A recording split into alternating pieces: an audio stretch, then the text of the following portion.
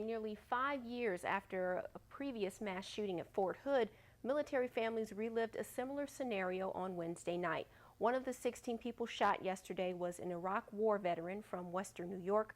32-year-old Major Patrick Miller is a native of Allegany. His current condition has not been released. In new developments today, Fort Hood officials said the gunman, Ivan Lopez, bought his pistol from a store called Guns Galore on March 1st. That's the same shop Nidal Hassan bought his weapon that he used to kill 13 people at the post back in 2009.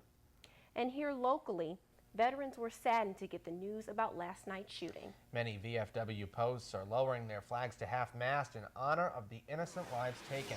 WENY's Tanja Rekhi spoke with veterans and mental health experts and has the story. Good evening, Tanja. Good evening, Ben. This is the second mass shooting at Fort Hood in 5 years. The shooter, Army Specialist Ivan Lopez, was going through the process required to diagnose post-traumatic stress disorder. Shots fired at the nation's largest Army base, leaving 3 killed and more than a dozen injured. The gunman, Ivan Lopez, shooting himself and violating sacred security soldiers feel on their own base. You know, it's a real travesty. In your own country, on a military base, that you can't protect your own. Jerry Lennox, commander at American Legion Post 443, understands how large Fort Hood is and how tough it could be to secure it. Still, he says the shooting brought back painful memories of the deadly shooting spree in 2009. I just want to know what's going on, why it happened, who did it, and what they're going to do to fix this. Because twice the same military post, that's bad. It's very bad.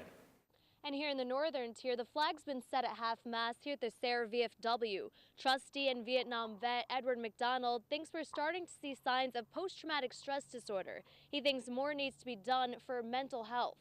We're going to probably be seeing problems for the next 25 years. I mean, they're starting to come out now, and they come out in different forms. They're not sure about this Fort Hood shooter yet, what was wrong with him. Lopez was undergoing treatment for mental health issues. He had a history of instability and psychiatric issues that Lieutenant General Mark Milley believes to be the fundamental underlying factor in the incident. However, he was found to show no violent or suicidal tendencies.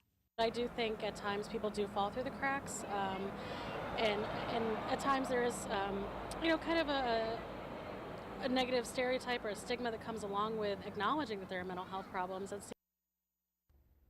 And according to Lieutenant General Mark Milley, authorities have no indication at this time that Lopez was targeting specific soldiers when he opened fire at the Army base. Tanja Rekhi, WENY News.